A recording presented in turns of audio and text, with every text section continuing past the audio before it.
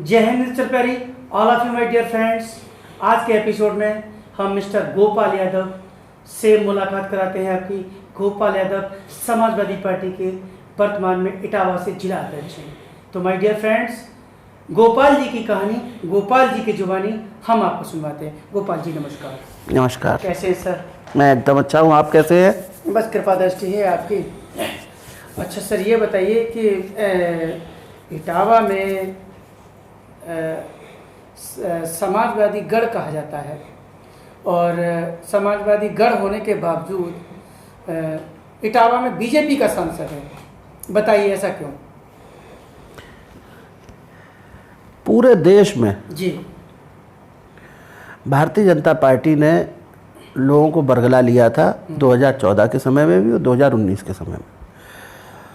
और आप चूँकि पत्रकार हैं, जिस तरह से बीजेपी ने चुनाव लड़ा था वो शायद आपको भी अच्छा नहीं लगा होगा, क्योंकि एक आम आदमी, बुद्धिजीवी व्यक्ति ये चाहता है कि जो भी सरकार बने, जो दल चुनाव लड़े वो मुद्दों पर लड़े। लेकिन चाहे 2014 का चुनाव रहा हो, वो किस तरह से हिंदू मुस्लिम करके लड़ा भारतीय जनता पार्टी ने और वोटों का ध्रुवीकरण किया। और उसके बाद 2019 में आपको याद होगा पुलवामा की घटना हुई थी। और पुलवामा की घटना के बाद सारे देश के टीवी चैनल्स और अखबार इस तरह से प्रचारित करने में लग गए थे कि अब पाकिस्तान से अगर कोई निपट सकता है तो केवल नरेंद्र मोदी ही निपट सकते हैं। ये एक पूरे देश में एक वेव बना दी गई और लोग उनके बहकावे में आ गए। लोगों ने वोट दिया भारतीय जनता पार्टी को, पूरे देश में दिया।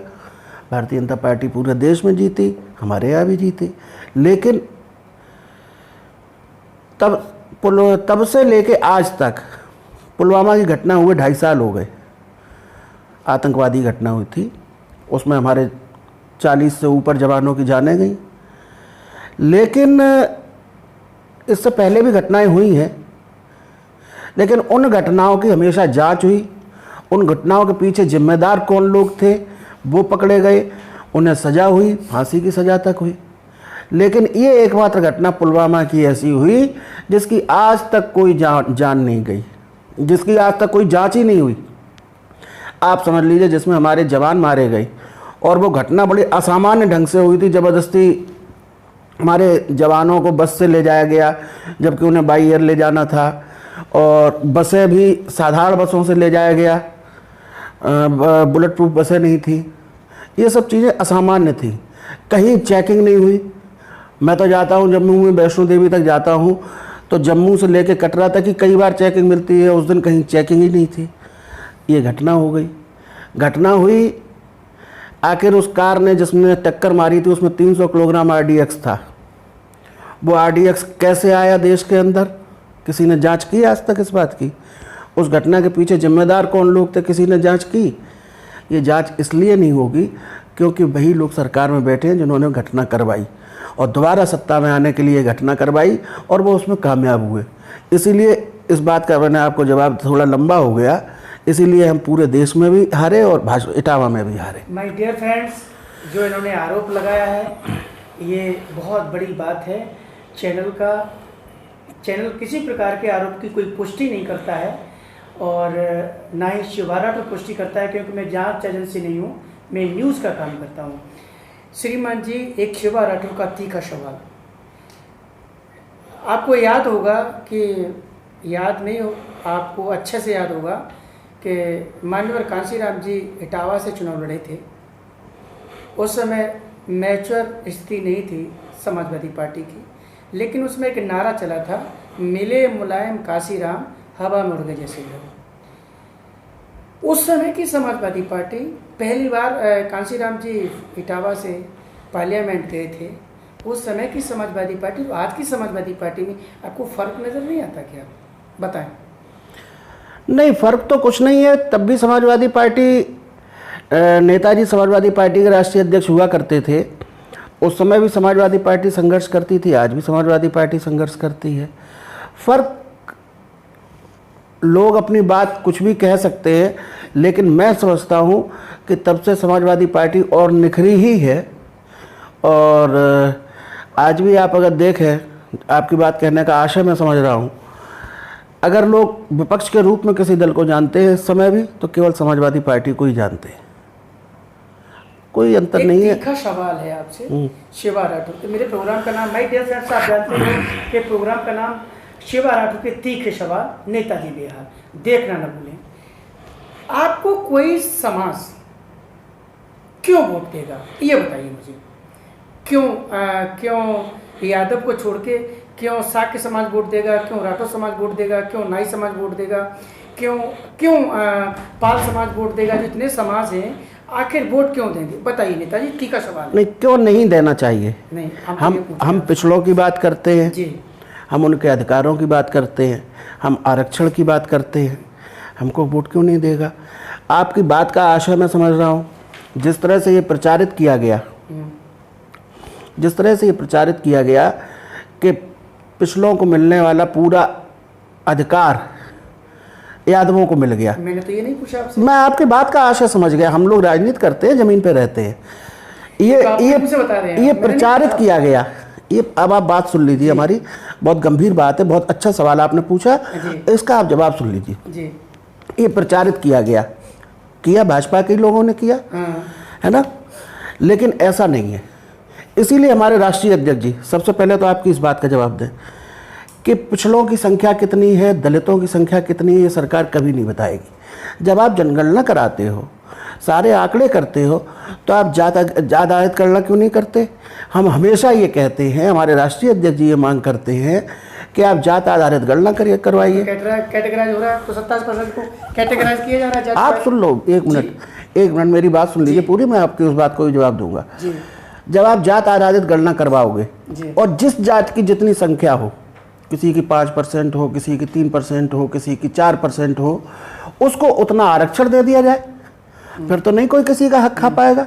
लेकिन ये सरकार ये करेगी नहीं कभी, क्योंकि आज की तारीख में हमारा मानना है कि 60% से लेकर 65% तक ओबीसी की संख्या है, उसे सीमित कर दिया 27% में। तो हम ये चाहते हैं, हमारे राष्ट्रीय अध्यक्ष जी चाहते हैं कि किसी के भी साथ अन्याय ना हो, जिसकी जितनी संख्या हो उसको उतनी भागीदारी मिले, और हम ये करेंगे। तो ये पिछड़ों का आरक्षण 27% से बढ़कर 65% पर पहुंच जाएगा, आप ये देख लीजिएगा। इसीलिए जिन जातियों के नाम आपने लिए, उनको हमें इसलिए वोट देना चाहिए अगर अपना अधिकार लेना है, अपना हक चाहते हैं तो। माय डियर फ्रेंड्स, अभी देखा आपने, मेरे सवाल बड़े तीखे सवाल होते हैं और तीखे सवालों का बड़े आराम से जवाब दे रहे हैं। गोपाल जी, एक और तीखा सवाल है आपके ऊपर, आप पूछिए। कि भाई साहब प्लीज़, क्या चला रहे हो, आवाज़ आ रही है, मैं डिस्टर्ब हो रहा हूँ। तीखा सवाल ये है कि जब चुनाव आता है तो ओबीसी नज़र आती है सारी पार्टियों को। बीजेपी भी इस समय ओबीसी मोर्चा बना के, अभी राष्ट्रीय ओबीसी मोर्चा की मीटिंग थी दिल्ली में, मैं था, और आपकी भी ओबीसी मोर्चा, ओबीसी को लेके आप लोग इकट्ठा कर रहे हो। ओबीसी उत्तर प्रदेश में सरकार बनाने और बिगाड़ने में प्रथम है, आप भी ओबीसी से आते हो। तो ये मेरा एक तीखा सवाल है, चाहे सपा हो या भाजपा हो, ये जो पार्टियां हैं, इनको चुनाव के 4 दिन पहले ओबीसी क्यों नज़र आती है, चुनाव के बाद ओबीसी को क्यों भूल जाते हैं? हमें तो हमारे नेता को, राष्ट्रीय अध्यक्ष आदरणीय अखिलेश यादव जी हमेशा ओबीसी का ध्यान रखते हैं, हमेशा सर्व समाज की बात करते हैं, सभी की बात करते हैं। अब जैसे इस समय हम विपक्ष में हैं, तो हमारे पास संगठन है। जिस दिन से राष्ट्रीय अध्यक्ष आदरणीय अखिलेश यादव बने, उस दिन से समाजवादी पार्टी के प्रदेश अध्यक्ष आदरणीय नरेश उत्तम पटेल जी हैं। किस समाज से हैं? आदरणीय लीलावती कुशवाहा जी एमएलसी हैं और उनको समाजवादी महिला सभा का प्रदेश अध्यक्ष बनाया गया। किस समाज से हैं? ये ऐसा नहीं है कि हमें चुनाव से पहले, चुनाव के बाद भी हमेशा ही समाजवादी पार्टी सर्व समाज को लेकर चलने वाली पार्टी है। हम चाहते हैं सबको उसका हक मिले, और ये बात समाजवादी पार्टी पर लागू नहीं होती कि हम चुनाव से पहले ही केवल बात करते हैं, चुनाव के बाद भूल जाते हैं। हाँ, ये बात आपकी सही है, 100% सही है, भारतीय जनता पार्टी पे ये बात पूरी तरह से लागू है। माय डियर फ्रेंड्स, आज के एपिसोड में इतना पर्याप्त है। एक बात और सुन लीजिए, जी बताएं। अगर आप भारतीय जनता पार्टी की बात जो आपने की, जी जहाँ उच्च पदों पर जी कितने पिछड़े हैं। जब 2017 का चुनाव हुआ था, जब 2017 का चुनाव हुआ था तो उस समय एसपी सिंह बघेल अलग हेलीकॉप्टर लेकर घूम रहे थे और अपने समाज में ये कहते थे कि आप भाजपा को वोट दो, सरकार बनेगी, आपका बेटा मुख्यमंत्री बनेगा, एसपी सिंह बघेल। केशव मौर्य जी घूम ही रहे थे, लेकिन कैबिनेट मंत्री हैं आज की तारीख में। एक मिनट आप बात सुन लीजिए। केशव मौर्य घूम रहे थे, वो भी कह रहे थे अपने समाज में कि आप हमें वोट दो, आपका बेटा मुख्यमंत्री बनेगा। डिप्टी सीएम है आज की तारीख में।